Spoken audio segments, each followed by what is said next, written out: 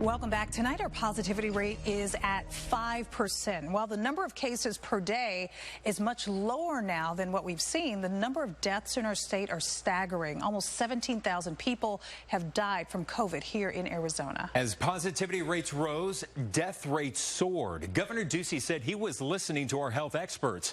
But as our Chris Pickle reports tonight, members of a nonpartisan COVID-19 modeling group who report their findings to the state health department say the governor, who, by the way, declined to comment on this story, ignored their warnings.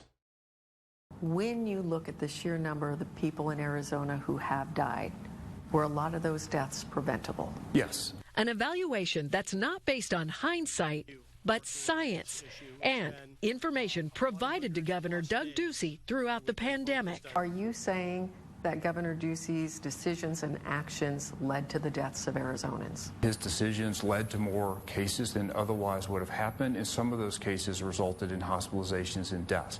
Dr. Joe Gerald is one of the leaders of a modeling group made up of dozens of experts from NAU, U of A, and ASU. Over the last year, the group, analyzing massive amounts of data, was able to forecast the course of the pandemic up to 2 months out, giving the health department weekly updates. How accurate would you say your team has been? We've done a very good job of understanding how bad things were going to get. Through executive orders, Governor Ducey set policies how Arizona would maneuver through the pandemic, frequently claiming to be following the advice of health experts. I'm being guided by public health and the Centers for Disease Control. As I receive the guidance, in alignment with CDC and Dr. Kara Christ, I will be changing those directives. The pressure should be to do the right thing. The pressure should be to follow public health. Would you agree that he is listening to the health experts? It's difficult to understand how that's true. After months of not turning over public records I requested, the Arizona Department of Health Services released the notes from the modeling group's meetings, but only after Arizona's family and lawyers from the First Amendment Coalition moved to bring a lawsuit to get the documents. Our goal, to see what information the governor was provided before making his decisions on how to handle the pandemic. Dr. Gerald says, as the pandemic progressed, the governor prioritized the economy over public health. I think it was a calculated decision to allow this virus to transmit more widely in an effort to save some of the economic activity that would have been lost with the targeted business closures. We charted the COVID cases and executive orders given by the governor to slow the spread. The first wave in late March, with less than 200 new daily cases, Governor Ducey issued a stay-at-home order. Just 1 month later, with new cases at around 400 a day, the governor began reopening the economy, easing restrictions on non-essential businesses. He also signed an executive order preventing local leaders from issuing mask mandates. Those moves came on the same day then President Donald Trump, who was calling for governors to reopen the country, announced he was coming to visit Arizona. Arizona's second wave was beginning, cases increasing for 6 weeks. In June, the governor limited events to 50 people. With new cases surging over 3,000 a day, the governor closed bars, gyms, and movie theaters and allowed local leaders to issue mask mandates. Cases began to drop. In July, the governor allowed restaurants to operate at 50% capacity. Cases flattened.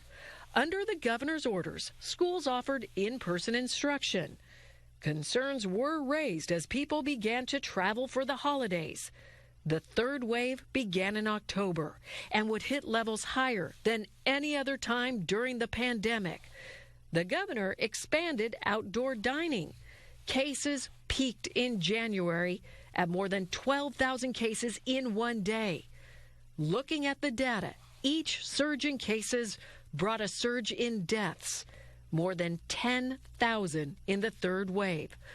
According to Dr. Gerald, the modeling group gave dire warnings, laying out recommendations to slow the spread of the virus, including closing some businesses that attract crowds. In this report, you said this crisis will revolve into a humanitarian crisis leading to hundreds of preventable deaths. Did that happen? It did. You laid out a plan that possibly could have prevented some of these deaths, and the governor did not listen to it. That's correct. What was your reaction when you saw what the governor was doing? Frustration. It was like watching a train wreck. You knew the collision was going to happen, but you were powerless to do something to thwart it. As cases now creep back up across the country, Governor Ducey has virtually no restrictions in place to prevent a fourth wave in Arizona. Dr. Gerald calls the governor's most recent order lifting almost all restrictions premature. You're a professor. If you were going to grade Governor Ducey's performance, his decisions during the pandemic, what grade would you give him? He started off fairly well. I would have given a B, but as time wore on, he just seemed to lose the interest in his studies, stopped turning in assignments basically, and so he would end with a grade of D. If you were going to give him one piece of advice moving forward, what would it be? That time has come and gone. I think what we learned through this pandemic, it's every man and woman and child for themselves in Arizona. And you have a responsibility to protect yourself because the governor's office and our state government is not going to do it.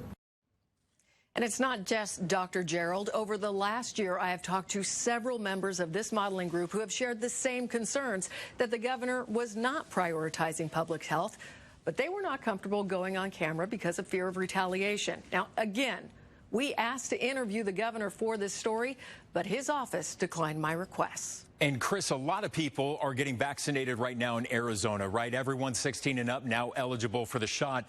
Despite that effort, there are concerns that other states are beginning to now see what is called a fourth wave. What does Dr. Gerald forecast for all of us here in Arizona? Well, we are seeing an increase in cases, but Dr. Gerald says if you look at the current data, Arizona probably will not see another surge like we did in the fall, partly due to vaccinations and due to the fact that so many people have already had the virus. So Arizona has more people with immunity than many other states. But remember, that comes at the cost of a lot of people getting sick and dying.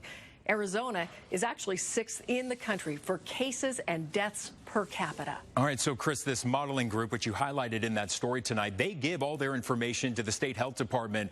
What have they been doing with all that information? Well, I asked about that, and late tonight, the health department finally got back to me and said they appreciate the modeling group's efforts, although ADHS, which is headed by Dr. Kara Christ, does not always agree with their predictions or recommendations, and that they have other health experts that they work with.